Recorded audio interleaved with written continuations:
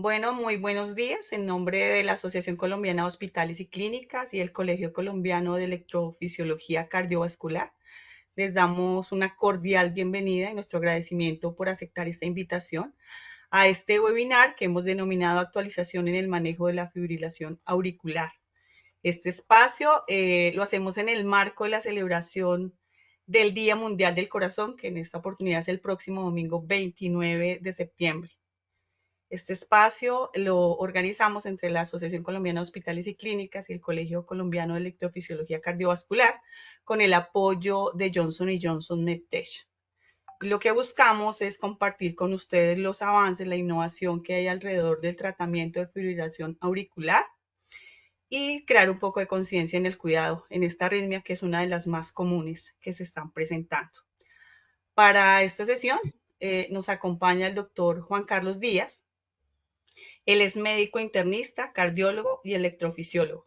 Actualmente es el presidente del Colegio Colombiano de Electrofisiología Cardiovascular.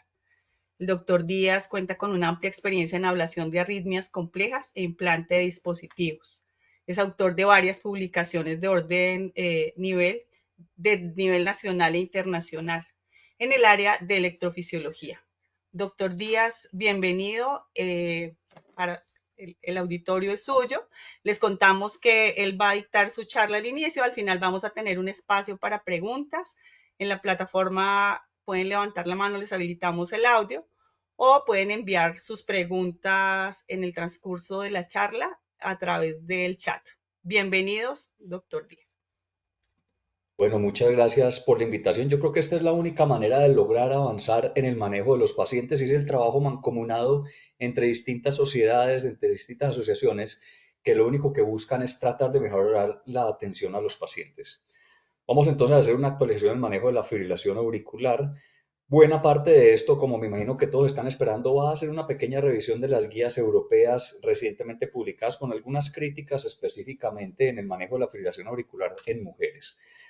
Pero hablar de fibrilación auricular es muy sencillo porque es una arritmia que llevamos muchísimos años sabiendo que es una de las principales causas de morbilidad y mortalidad cardiovascular relacionada con arritmias. A nivel colombiano no sabemos cuál es la prevalencia y esto se aplica para varios países de América Latina. Sin embargo, a nivel mundial sabemos que es la arritmia prevalente más común. ¿Qué significa la arritmia prevalente más común? La que se sostiene a lo largo del tiempo. Porque si ustedes me van a preguntar cuál es la arritmia más común, son las extrasístoles. Todos tenemos extrasístoles. Pero desde el punto de vista de arritmia patológica, es decir, que induzca algún tipo de daño en el corazón y tenga un impacto significativo en la calidad y en la capacidad de sobrevivir a un evento, está la fibrilación auricular en primer lugar. Y desde finales de los 70 sabemos que es una enfermedad extremadamente costosa para los servicios de salud, pero principalmente para el paciente, porque va a aumentar de manera significativa el riesgo de accidente cerebrovascular isquémico, pero además de eso, no importa qué condición tenga usted, si tiene fibrilación auricular, va a tener más posibilidad de morirse. De tal manera que si usted sufre un infarto y hace FA, tiene más mortalidad. Si usted hace una sepsis y hace fibrilación auricular, tiene más mortalidad. Si lleva una cirugía de cualquier tipo y hace fibrilación auricular, tiene más mortalidad.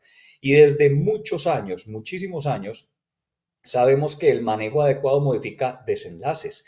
Y sin embargo, a pesar de que los primeros estudios de anticoagulación fueron publicados hacia los finales de los 80, tardamos muchísimo tiempo en anticoagular a los pacientes y todavía en algunos casos seguimos manejando conceptos de estudios de hace 20 años que ahorita les voy a mostrar que fueron muy importantes por su momento histórico, pero que ya en la actualidad van perdiendo un poco la validez. Entonces, la idea es que hagamos una actualización para brindar a los pacientes el mejor tratamiento posible. ¿Qué impacto va a tener? Pues lo primero que todos pensamos es la FA asintomática y la respuesta es no. Entre el 60 al 90% de los episodios son asintomáticos. Esto es muy importante enseñarlo al paciente porque ellos van a pensar, bueno, y si yo no siento nada, ¿para qué estoy recibiendo este medicamento? Y muchas veces los médicos decimos, pues si el paciente no siente nada, ¿para qué voy a darle tratamiento a esta arritmia? Y resulta que la inmensa mayoría de los pacientes sus episodios van a ser asintomáticos y los pocos que van a tener síntomas van a tener diferentes manifestaciones. Lo que siempre pensamos es en palpitaciones, sin embargo, cada vez sabemos más que va a tener un impacto en cosas que nos imaginábamos. Por ejemplo, alteraciones mentales y los pacientes con fibrilación auricular tienen más ansiedad, más depresión, más alteración en la cantidad y la calidad del sueño, van a tener más astenia y obviamente vamos a tener una disminución de la capacidad física que ahorita les muestro con registros de presión invasiva el impacto de la pérdida de la patada auricular. Además de eso, vamos a tener desenlaces adversos. Ya sabemos el de ACV y embolismo, como les decía, desde finales de los 70, pero miren esto tan bonito y que apenas se está empezando a describir. Siempre pensamos que la FA va a dañar el cerebro de manera macroscópica con un ACV isquémico y resulta que los pacientes con FA tienen mayor posibilidad de demencia, es decir, no todos los secuelas a nivel del sistema nervioso central van a ser embolismos macroscópicos, sino que vamos a empezar a tener alteraciones en el flujo sanguíneo, ya sea por cambios en la eyección del corazón o por formación de microtrombos, y los pacientes van a tener de manera progresiva un deterioro cognitivo. Como les decía, había aumento de la mortalidad, se van a hospitalizar más y de manera muy importante hemos visto a lo largo de los últimos años cómo hay una relación íntima entre la fibrilación auricular y la falla cardíaca, una enfermedad que en este momento está de moda porque tenemos una gran cantidad de medicamentos maravillosos. Ahorita vamos a hablar un poco de eso, que disminuyen la mortalidad, disminuyen los costos en la atención. Y antes pensábamos, los pacientes con falla cardíaca hacen mucha FA, y sí, por los cambios hemodinámicos y los cambios estructurales hacen mucha FA, pero resulta que ya sabemos también que la fibrilación auricular por sí misma puede inducir falla cardíaca, es decir, que se van a potenciar el uno al otro de tal manera que los pacientes progresivamente se van a ir deteriorando. ¿Qué debo hacer entonces cuando yo tengo un diagnóstico de fibrilación auricular? No vamos a enfocarnos aquí en cómo hacer el diagnóstico. Sabemos que el electrocardiograma es una herramienta fundamental para hacerlo. Las características electrocardiográficas las tenemos todos claros. Un RR variable con ausencia de onda P. Ahí puede haber algo de alteración en el voltaje del QRS, pero cuando yo ya digo, este paciente tiene fibrilación auricular, hay unos estudios que son básicos que debo tomar. Por ejemplo, un ecocardiograma transtorácico se le debe ofrecer a todos los pacientes con fibrilación auricular, el electrocardiograma, como ya decíamos, y unas químicas sanguíneas que incluyen no solamente exámenes que nos van a ayudar en el manejo y buscar posibles causas, como por ejemplo hormona tiroidea, buscar cómo estamos de hemoglobina, hematocrito y el perfil del hemograma, sino además de y los electrolitos, perdón, sino además de eso buscar otros comorbilidades, porque una de las cosas que estamos tratando de hacer en la actualidad es manejar al paciente de manera integral. Y si ustedes miran las distintas guías de manejo de las patologías, hemos pasado de hacer una guía de fibrilación auricular aislada, en el caso de esta charla, a hacer una guía de manejo integral de la fibrilación auricular y nos van a hablar de disminución de peso, de dejar de fumar, de abandonar el consumo de cigarrillo, de hacer ejercicio. Es decir, la química sanguínea debe incluir la evaluación de otros factores de riesgo cardiovascular. Debemos hacer una evaluación general y pedir otras pruebas según hallazgos. El paciente tenemos sospecha de isquemia, hacer pruebas para isquemia, por ejemplo. Y ese manejo integral del paciente va a tener o se cree que va a tener un impacto significativo en la morbilidad y la mortalidad.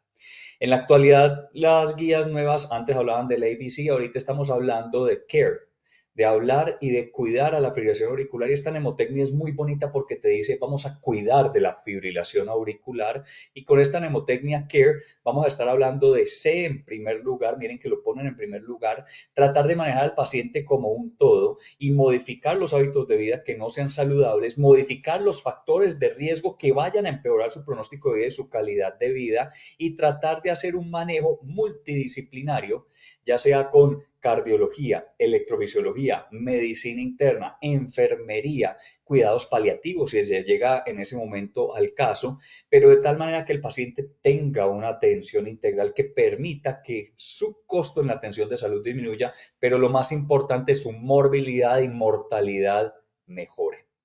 En la A sabemos que la disminución del riesgo embólico es fundamental. Tenemos anticoagulantes orales directos casi que en todo el mundo. Hay algunos países que están un poco rezagados, pero eso nos ha llevado a pasar de tener una tasa de anticoagulación del 50% cuando manejábamos warfarina a estar manejando en este momento entre el 80 y el 90% de los pacientes con FA anticoagulados. Es decir, que la llegada de los anticoagulantes orales directos, drogas que son extremadamente seguras y muy efectivas para el manejo de la arritmia, y el riesgo embólico han tenido un impacto significativo. Y aquí voy a hacer un paréntesis para hacer una crítica a las nuevas guías que salieron. Todos sabemos que el riesgo de embolismo lo hemos manejado desde el 2010 más o menos con una escala que se llama el CHATS-VASc, que es una escala imperfecta, que no tiene buena sensibilidad para detectar el riesgo embólico, que no predice muy bien, pero que ha demostrado a través de los años que es muy útil para ayudarnos en el cuidado primario y en el manejo de los pacientes a detectar qué paciente tiene un alto riesgo embólico para intervenirlo. Y aquí viene la crítica. Dentro del CHATS-VASc, las últimas dos letras son la categoría sexual, es decir, biológicamente usted es hombre o es mujer. Y vamos a hablar de biología, no vamos a hablar de género. Biológicamente usted es hombre y es mujer.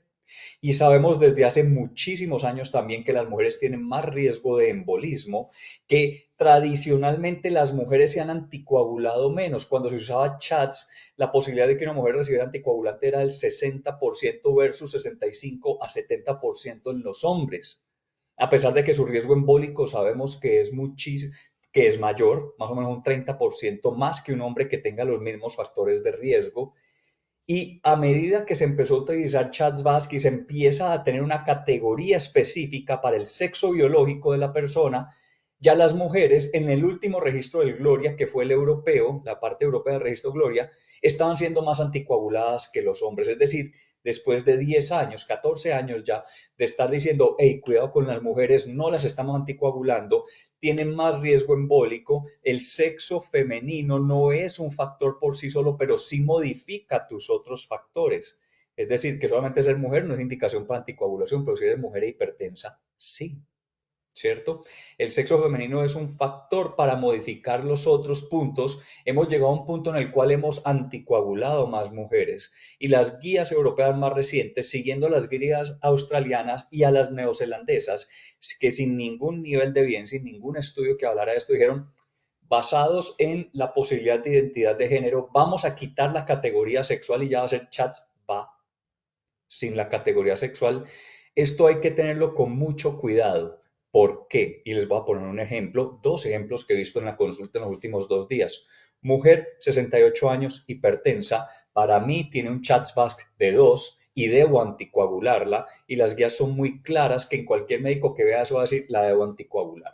Pero si yo uso el CHATS-VA, va a tener un punto por hipertensión, se las puso menor de 65 años, perdón, menor de 65 años, hipertensa y mujer, va a tener un solo punto por hipertensión, entonces ahí las guías dicen, considérelo. Y tradicionalmente sabemos que cuando los médicos nos dicen considere la anticoagulación, la respuesta generalmente es no anticoagular y hay muchos estudios que lo demuestran. Y eso hay que manejarlo con mucho cuidado porque puede llevar a que todo este terreno que hemos ganado a lo largo de 14 años de estar diciendo las mujeres tienen más riesgo, tenemos que anticoagular y que ya estamos dando el anticoagulante, pues que ya de entrada una mujer de 68 años, como vi ayer, pues tenga un CHATS-VA de 1 porque no tiene ninguna patología y entonces yo diga, podemos pensar si te anticoagulamos o no de acuerdo a las guías. Entonces los invito a que reflexionen, es una cosa es identidad de género, con lo cual yo no me meto absolutamente en nada, pero otra cosa es la biología y sabemos que biológicamente las mujeres a lo largo de muchísimos años de estudios han demostrado más riesgo de embolismo. Hecho este paréntesis, entonces ahora sí seguimos con la parte de lo que es el manejo que nos compete ahorita y es reducir los síntomas, mejorar el control de ritmo y evaluar continuamente al paciente.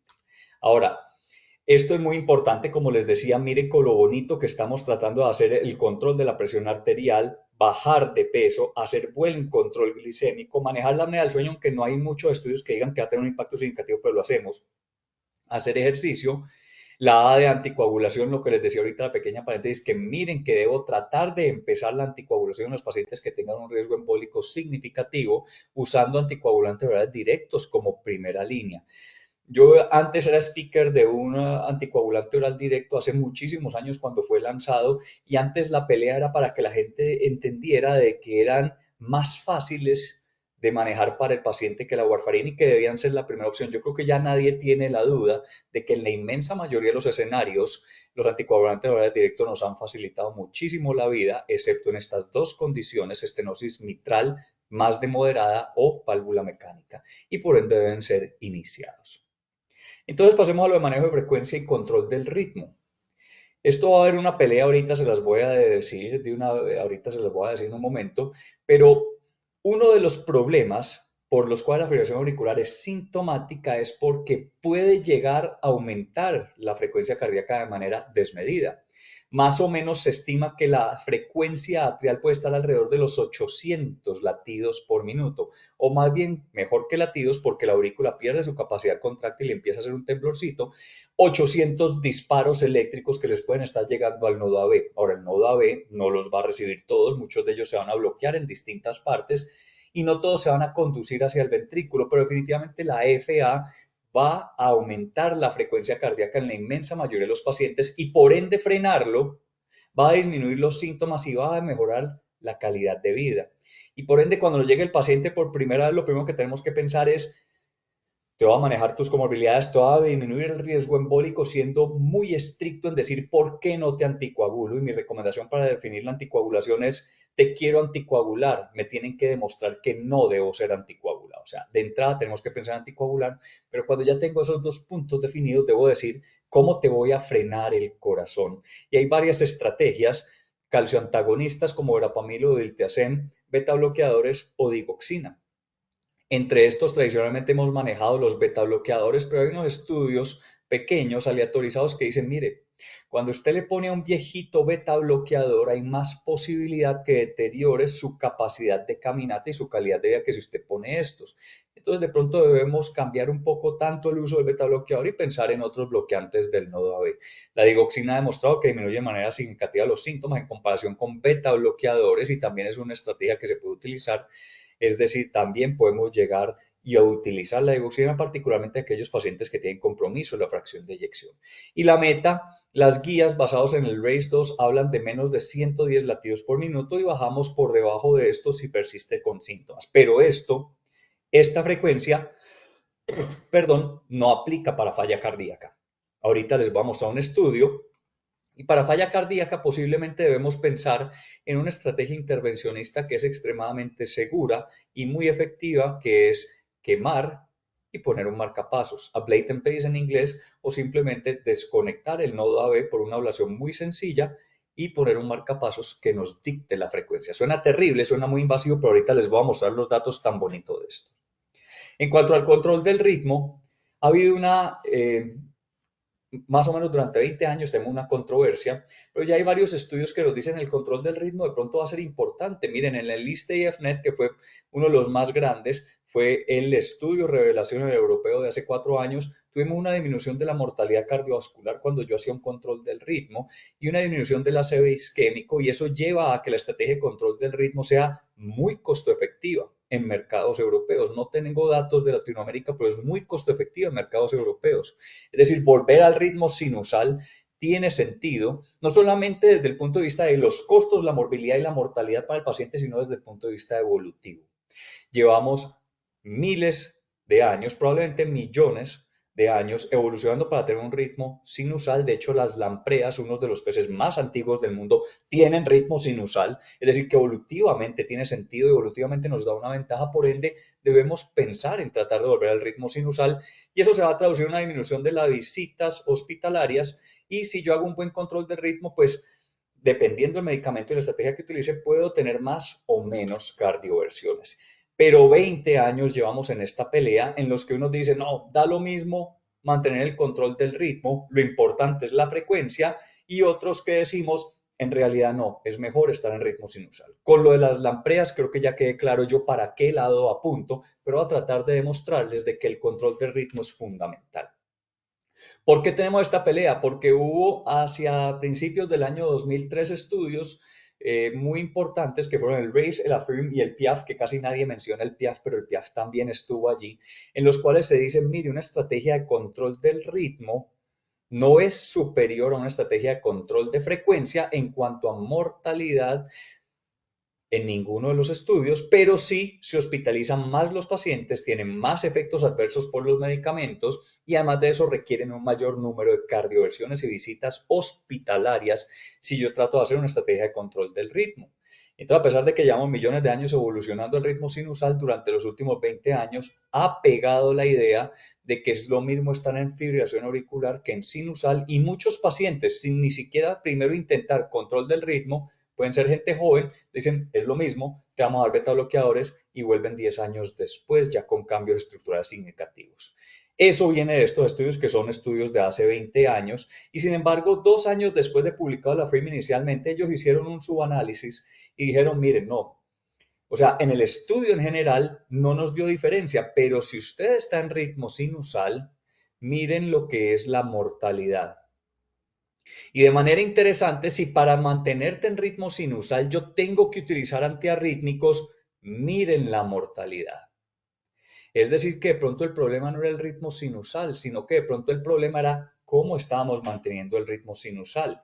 Y sin embargo está esta noción de que lo que pone mal es la frecuencia. Y no, miren, cuando yo pierdo la onda P, esto es de un artículo muy bonito, pues que publicaron solamente en esta imagencita, cuando yo pierdo la onda P, miren cómo mi llenado del ventrículo es mayor y al ser mayor yo tengo más volumen eyectado y por ende mayor capacidad física y en el momento en que pierdo la onda P, aquí no estamos en fibrilación auricular, simplemente hace un paro sinusal, pierdo la onda P, miren cómo cambia mi presión arterial y miren cómo cambia mi onda de pulso de presión arterial y esto está dado porque ya no lleno el ventrículo, entonces en vez de eyectar una cantidad grande de sangre, voy a eyectar una cantidad menor de sangre. Esa sincronía auriculoventricular tiene un impacto significativo, particularmente cuando yo estoy haciendo ejercicio, porque estoy alcanzando frecuencia alta y necesito tener tiempo de llenar ese corazón porque el tiempo diastólico está disminuido.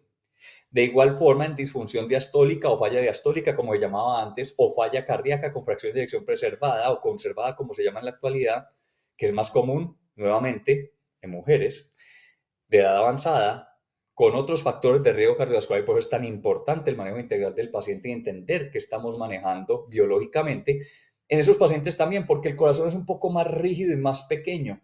Y al ser más rígido y más pequeño le cuesta trabajo llenarse y entonces el volumen eyectado va a ser menor. En cambio, si yo tengo una aurícula que me lo llene, lo lleno con esa patada auricular y puedo tener un mejor volumen eyectado.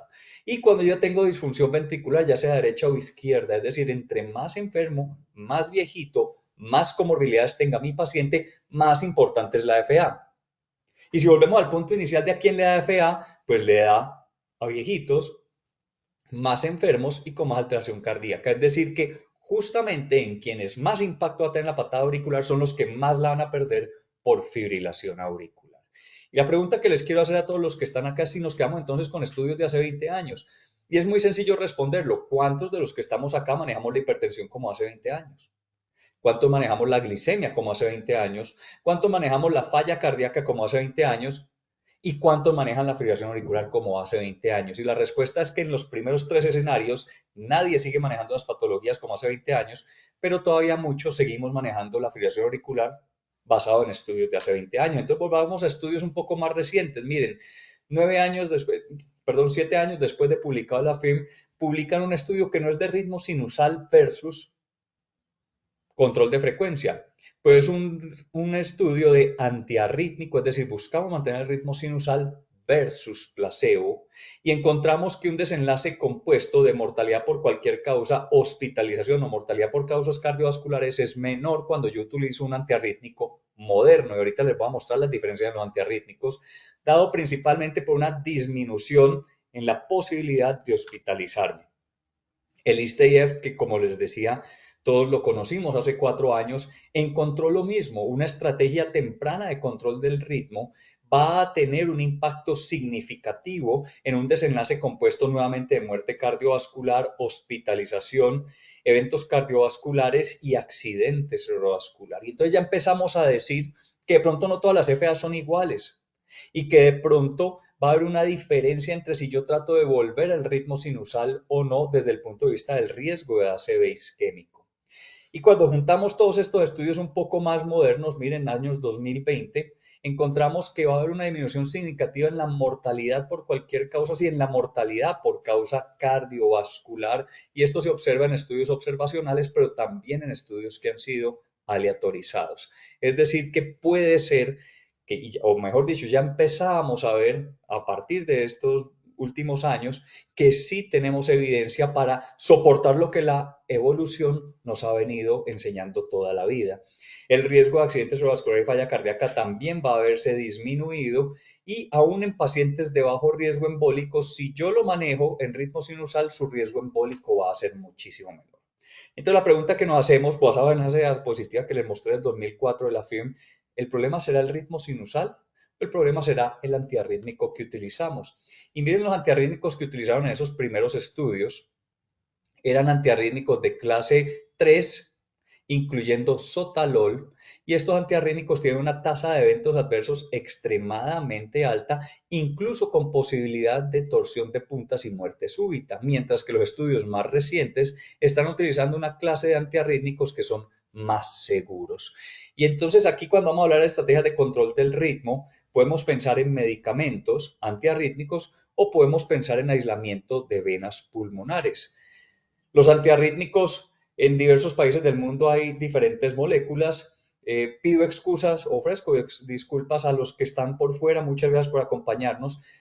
Tengo los datos de Colombia específicamente. Sé que muchos países de Latinoamérica, por las encuestas que hicimos hace poquito de LARS, tienen problemas en conseguir antiarrítmico, pero en Colombia solamente tenemos 3 moléculas: propafenona, dronedarona y amiodarona. Y la amiodarona posiblemente sea el más utilizado en Colombia porque tenemos la idea de que a mí me va bien con amiodarona, a mis pacientes les va perfecto y no tengo problemas. Y resulta que no.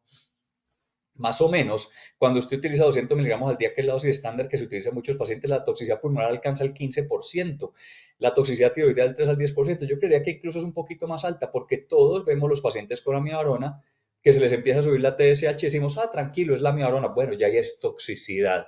Elevan las enzimas hepáticas 1 de cada 2 pacientes y muchos pacientes van a tener toxicidad ocular. Lo que pasa es que no buscamos estos problemas y entonces decimos, la amiodarona es muy segura, a mí me va muy bien. Y además de eso, cuando yo utilizo amiodarona, posiblemente mi mortalidad se va a aumentar, confirmando los datos de la firma inicial que decía, si estás de antiarrítmico y era amiodarona o sotalol, te vas a morir más.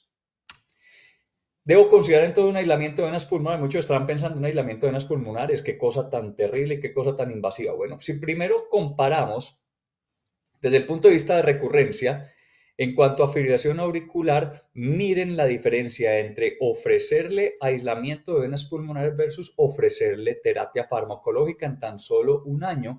Y eso lleva a que el número necesario a tratar sea de 3. Es decir, para prevenir la recurrencia, el número necesario a tratar es de 3. Pocas cosas en medicina tienen un número necesario a tratar así de bajito. Y si yo hablo de progresión de la enfermedad, es decir, qué fase de FA paroxística, de vez en cuando hago episodios de FA, persistente, es decir, la mayor parte del tiempo estoy en FA, el número necesario a tratar es de 18, que esto es un número extremadamente bajo y ahorita les voy a mostrar comparado con medicamentos que mandamos todos los días para otras condiciones. Es decir, que el aislamiento en comparación con el medicamento es muchísimo más efectivo y ustedes estarán diciendo, pero ¿vale la pena tomar el riesgo? Bueno, pues en la actualidad es un procedimiento que se tarda 60 minutos en promedio. Si nos va mal porque está muy difícil la anatomía, nos tardamos 90 minutos. Se hace sin fluoroscopia, es decir, no irradiamos al paciente. La tasa de complicaciones, miren, taponamiento 0,67, muerte 0,04 y lesión vascular 0,52. Entonces alguien estará diciendo, no, pero muerte 0,04.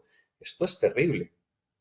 0,04% de mortalidad en pacientes con encima de 50 años. Bueno, me puse a buscar cuánto es la mortalidad de una apendicectomía en alguien por encima de 50 años y la mortalidad es 7 a 10 veces más alta. Es decir, que mientras nadie dudaría en hacerle una apendicectomía a alguien por encima de los 50 años, muchos dudamos en hacerle aislamiento a pesar de que la mortalidad es muchísimo mayor para una apendicectomía. Y la posibilidad de hacerlo ambulatorio, de hecho, durante la pandemia hicimos muchísimos aislamientos de manera ambulatoria. Si yo lo hago de manera temprana, pues voy a tener menor posibilidad de progresión, pero además de eso, miren lo que les decía, la posibilidad de la progresión de la enfermedad, la tasa de ACV isquémico cambia y siempre hemos dicho el riesgo de embolismo en los pacientes con fibrilación auricular es el mismo, independiente de si es permanente, persistente o paroxística, y la respuesta es no. Esto es una forma de simplificarlo para que no dejemos de anticoagular a los paroxísticos pensando que son de bajo riesgo, pero si yo permito progresar la enfermedad, tu riesgo de ACV isquémico va a ser muchísimo mayor y por ende la mortalidad. Ahorita les hablaba sobre el paciente con falla y sabemos que el paciente con falla puede hacer más FA y que la FA puede degenerar en fibrilación auricular. Y uno de los estudios más interesantes que ha salido en los últimos años posiblemente sea el Castle AF, en el cual nos dijeron, miren, si usted compara una estrategia de manejo médico en falla contra un aislamiento de unas pulmonares en pacientes en falla, miren el número necesario a tratar. Para hospitalizar, 6.6, dejémoslo en 7 para que sea más fácil, y para mortalidad por cualquier causa, 9 para hacerlo más fácil. En total, el desenlace compuesto, 8 aproximadamente. Y hace poco salió el caso del HTX, en el que son pacientes muchísimo más enfermos. En teoría, ellos en falla cardíaca terminal. Podemos tener algunas discusiones sobre si el estudio pudo haber tenido algunos sesgos o no, basados en los resultados, pero nos dice, mire, aún en pacientes muy enfermos, esos pacientes se van a morir menos, se van a hospitalizar menos, van a progresar menos a trasplante o necesidad de terapias de soporte ventricular, pero además de eso van a mejorar mucho más la fracción de eyección y la carga de fibrilación auricular, es decir, la progresión de la enfermedad va a disminuir con un número necesario a tratar que es casi calcado de estos otros, 7. Y esto es un metaanálisis que publicamos hace un tiempo y definitivamente cuando une todos estos estudios, aquí todavía no había salido el caso del HTX, definitivamente hacer un aislamiento de venas pulmonares en comparación con el manejo médico va a disminuir la mortalidad, va a mejorar la fracción de eyección y va a disminuir la recurrencia de la arritmia. Y aquí nos dio un número necesario a tratar de 21, un poco más alto, pero definitivamente es impactante, más si se tiene en cuenta que otros beneficios, como que el 70% va a poder mantener el ritmo sinusal, va a mejorar la fracción de eyección, la caminata, la calidad de vida, los cambios mentales que no los tenemos en cuenta, el consumo de oxígeno y la capacidad física de esa persona. Es decir, vamos a tener muchísimos beneficios y ustedes estarán preguntando, ¿son buenos esos números de 8, 7, 20 para obtener un beneficio?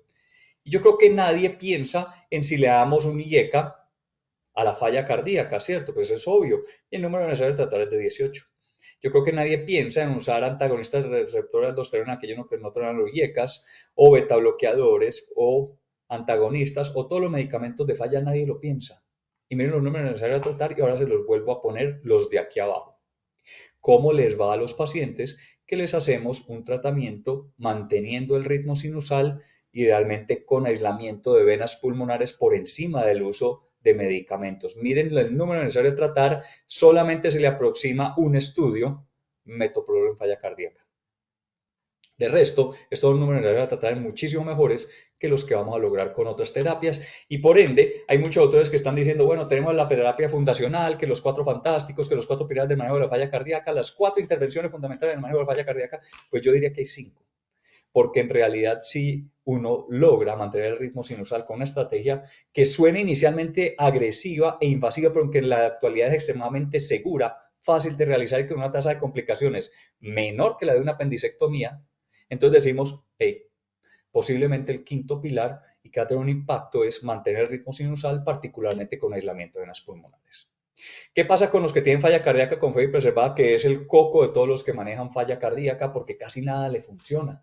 Pues parece ser que hay una disminución de la mortalidad, estos son estudios observacionales, y vamos a encontrar una mejoría de la capacidad pico de esos pacientes, vamos a mejorar el consumo de oxígeno, pero además de eso vamos a disminuir los niveles de marcadores de falla cardíaca y de hecho cuando se les hace ablación por catéter, algunos pacientes van a dejar de tener diagnóstico de falla cardíaca por biomarcadores, es decir, como la falla cardíaca con fracción de ejecución preservada, uno de los criterios es elevación de biomarcadores, pues cuando se le hace ablación por catéter, ya muchos van a decir, ya no tenemos falla cardíaca, porque de pronto esa FA le está empeorando la falla cardíaca o de pronto era la responsable de una elevación marcada de los biomarcadores.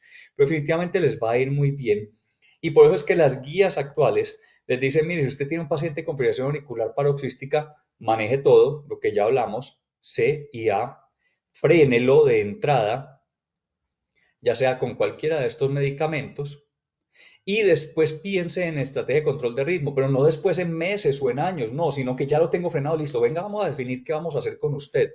¿Vamos a volver a ritmo sinusal o no? Y definitivamente si está, es una opción, miren que la ablación por catéter va a estar allí. Podemos utilizar medicamentos teniendo en cuenta los riesgos de ellos, particularmente de alguno de ellos. Pero miren que ya la ablación de catéter, el control de ritmo está, piensa en control de ritmo y la ablación por catéter está por allí. Y lo mismo pasa con FA persistente.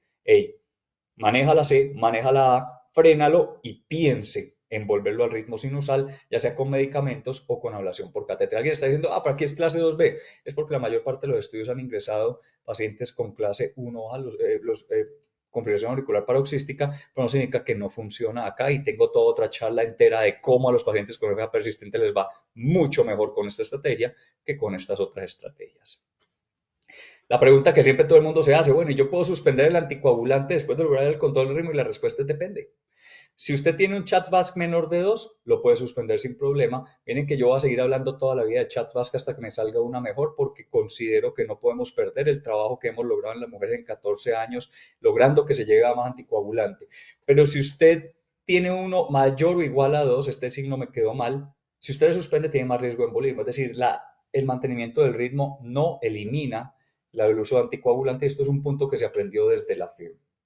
Y ya para terminar, si definitivamente no es candidato para el control del ritmo, por ejemplo, en pacientes con cambios estructurales significativos, FA de larga duración, de edad muy avanzada, con múltiples comorbilidades o que ya le he intentado varias veces una estrategia de control del ritmo, pues puedo frenarle el corazón. Y este estudio es muy bonito porque es un estudio en el que paciente con falla cardíaca los aleatorizan a una estrategia de control de frecuencia con medicamentos o una estrategia de ablate and pace.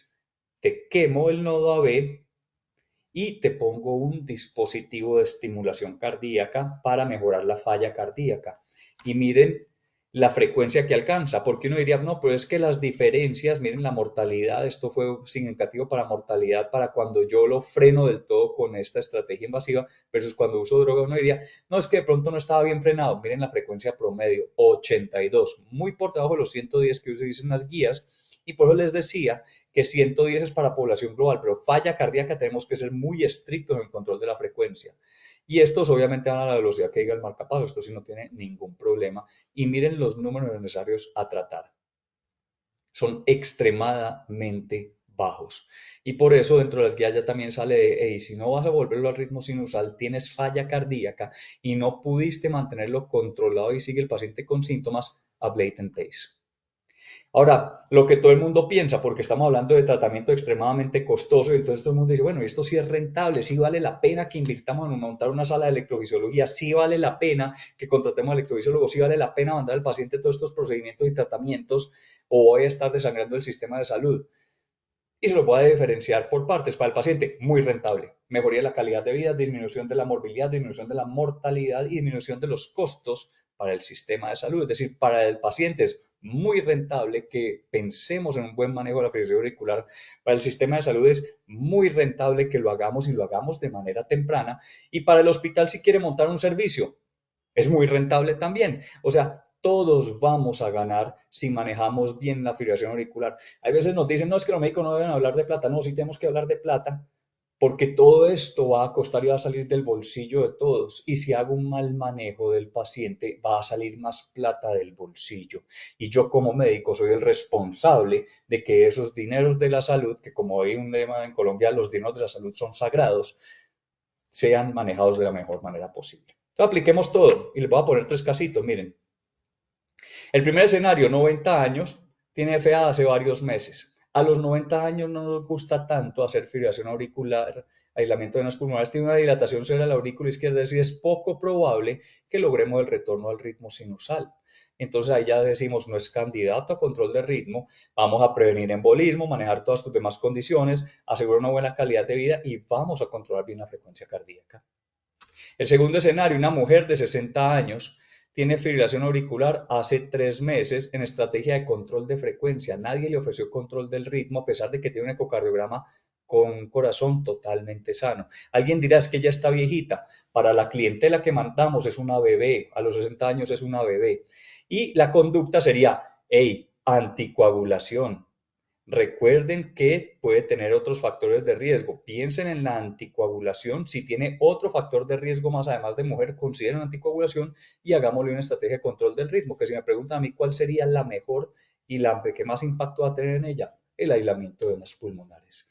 Y el tercer escenario, 64 años, o sea, un bebé, fibrilación auricular documentada hace varios meses, no le intentaron nunca un control de frecuencia, está en clase funcional NIHA 3, tiene una dilatación severa de la aurícula, tiene una dilatación de la aurícula izquierda, no pongamos severa porque eso varía de acuerdo al gusto, a mí me gustan hasta severos cuando tienen esto, tiene falla cardíaca y compromiso de la FEBI, porque ya hemos visto que les va muy bien, y entonces en este caso es, hey, anticoagulación, y no me voy a cansar de decir la importancia de la anticoagulación, y ofrezcámosle el aislamiento de venas pulmonares, que está muy enfermo, no importa, les va muy bien. Y si ya con eso no mejora, pues ya tenemos las estrategias de Ablate and Pace. Entonces, en conclusión, recuerden que la fibrilación auricular tiene un impacto significativo en morbilidad, mortalidad y calidad de vida, que estar en ritmo sinusal es mejor que estar en FA, pero que estudios antiguos no encontraron la diferencia. ¿Por qué?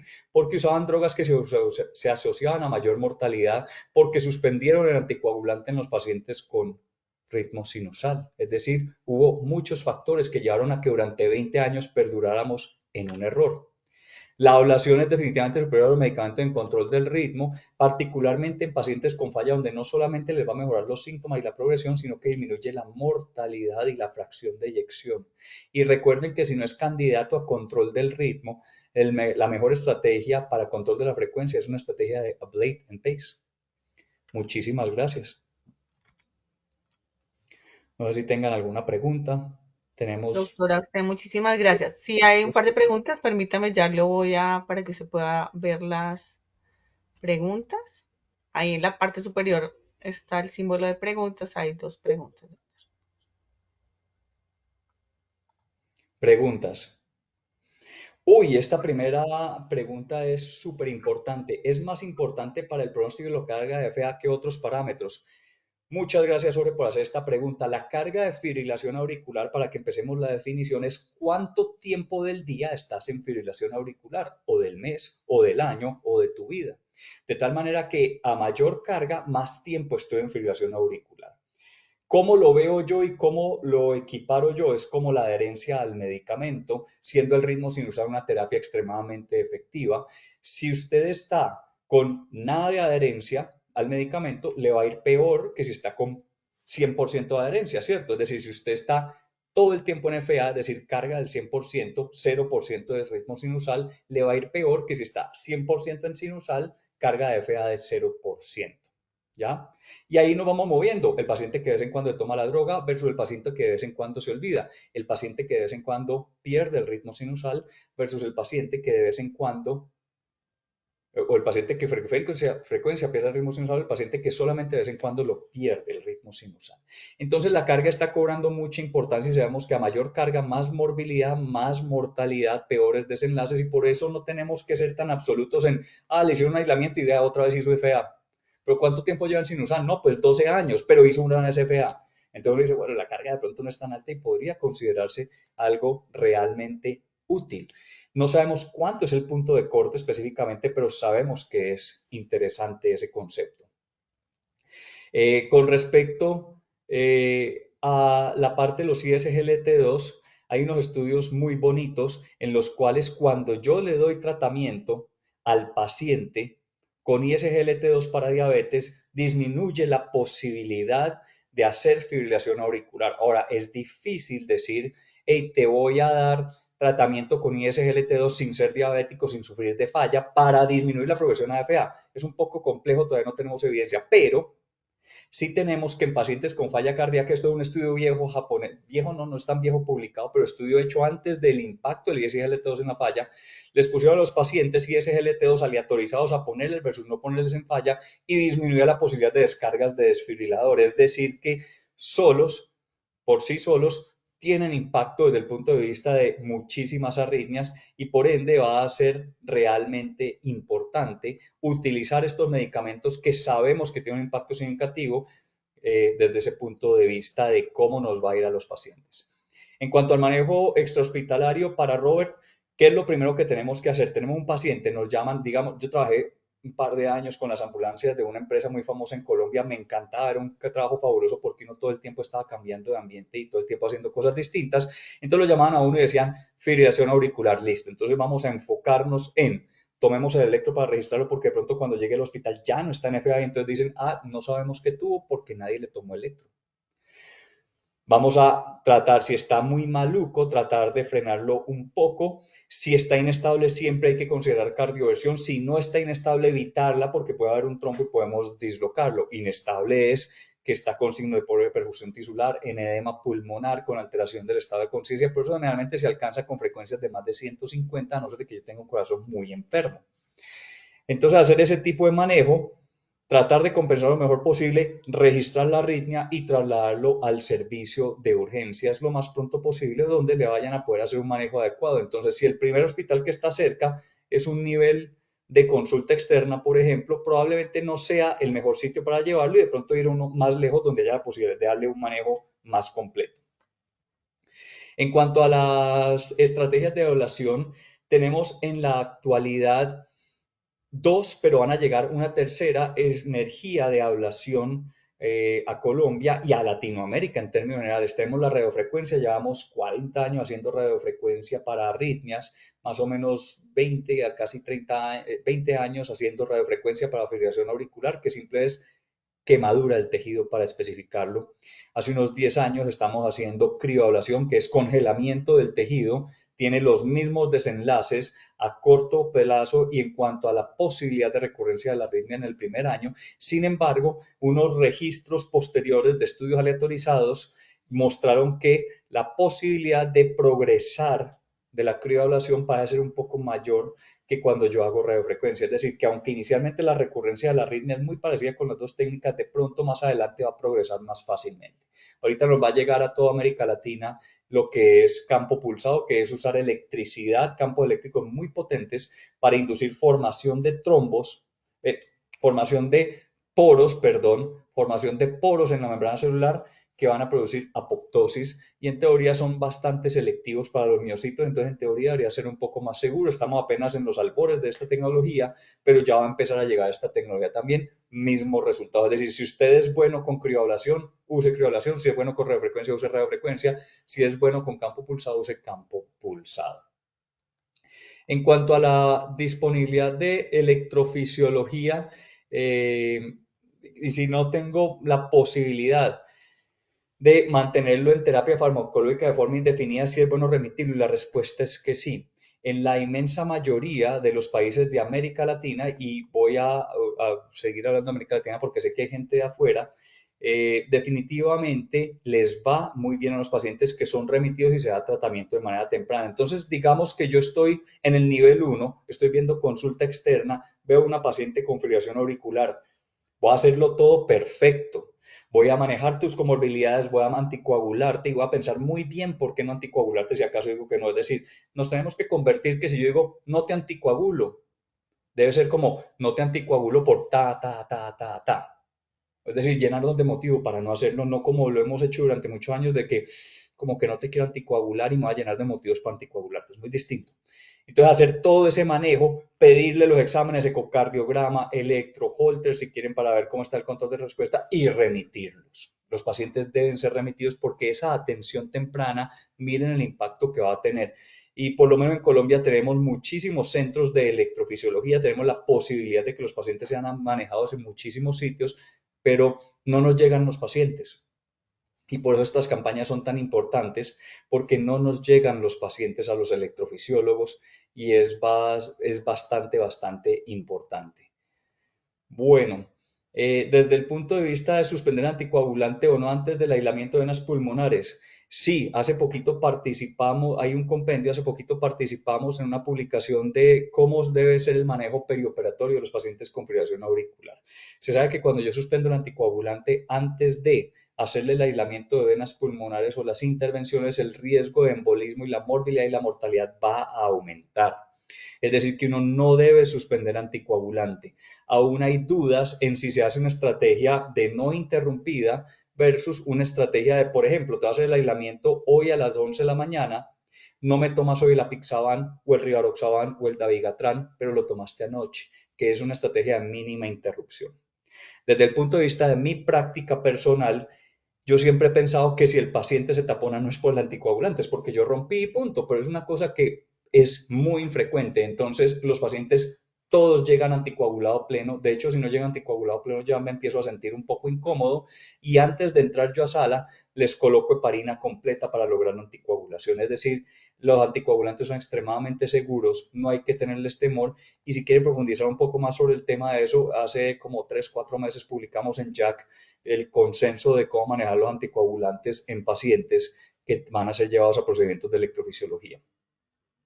Una pregunta muy interesante. ¿El paciente con aneurisma de aorta se puede anticoagular? Y la respuesta depende del aneurisma. Muchos aneurismas forman trombos, no son todavía de gran tamaño, no tienen criterios de riesgo de ruptura todavía, entonces sí se podría pensar en anticoagular. Ahora, si uno tiene inminencia de ruptura o tiene esos marcadores de alto riesgo, tiene una úlcera contenida o alguna cosa así, entonces uno dice, hey, no, mira, más bien mandémoslo, le corregimos esto porque lo va a matar y pensamos en la fibrilación auricular posteriormente. Es decir, podemos hacer eso que está ahí. Con los cambios del sistema de salud en Colombia, esto tenemos la fortuna de poder hablar con gente de toda América Latina y tenemos la fortuna a nivel colombiano de tener la posibilidad de tener un sistema de salud que nos permite el acceso a la inmensa mayoría de la población de Colombia a todos los recursos en electrofisiología que hay a nivel mundial. Nosotros podemos hacer lo que ustedes lean que hacen en Francia, que hacen en Holanda, que hacen en Estados Unidos, se los aseguro que lo hacemos acá y es posible que lo hagamos con más herramientas y mejores herramientas, porque por ejemplo en la Unión Europea dejan de usar muchas herramientas porque no los utilizan. En Estados Unidos, por ejemplo, yo le quiero hacer un aislamiento con cierre percutáneo, no lo puedo hacer en el mismo procedimiento, tengo que llevar 2 veces al paciente a sala porque no me los pagan aquí, se lo cubren al paciente. Entonces yo puedo hacer procedimientos muy avanzados que en otras partes del mundo, incluso en países desarrollados, no se hacen. Con los cambios que estamos teniendo, no sé qué va a pasar, pero tradicionalmente la electrovisualidad en Colombia ha sido extremadamente fuerte porque tenemos posibilidad de cubrir absolutamente todo y la invitación es que no dejemos perder todo este terreno que hemos ganado hasta este momento, sea cual sea que vaya a ser el futuro del sistema de salud y sea independiente de la afiliación política, porque esto no es político, porque la salud es para todos. Todos vamos a ser pacientes. Que esto termine en que vayamos a mejorar siempre. Bueno, y acá tenemos el manejo precoz de la fibrilación auricular, estrategia de control del ritmo. Sí, hay un estudio muy bonito que te recomiendo que leas, Dufil Alexandre, que nos pregunta, se llama el Early AF y también está el Stop AF. Fueron con crioablación, específicamente sabemos que crioablación versus radiofrecuencia son exactamente iguales, que crioablación, radiofrecuencia y campo pulsado son exactamente iguales, y sí, hacer un manejo temprano con aislamiento de venas pulmonares va a disminuir la progresión de la enfermedad y va a disminuir la posibilidad de síntomas y de recurrencia de la arritmia. Entonces, por eso les decía ahorita, si estamos en el nivel 1, la idea sería tratar de remitir a los pacientes de tal manera que podamos llegar y hacer tratamiento de manera adecuada, de manera temprana. No sé si haya más preguntas.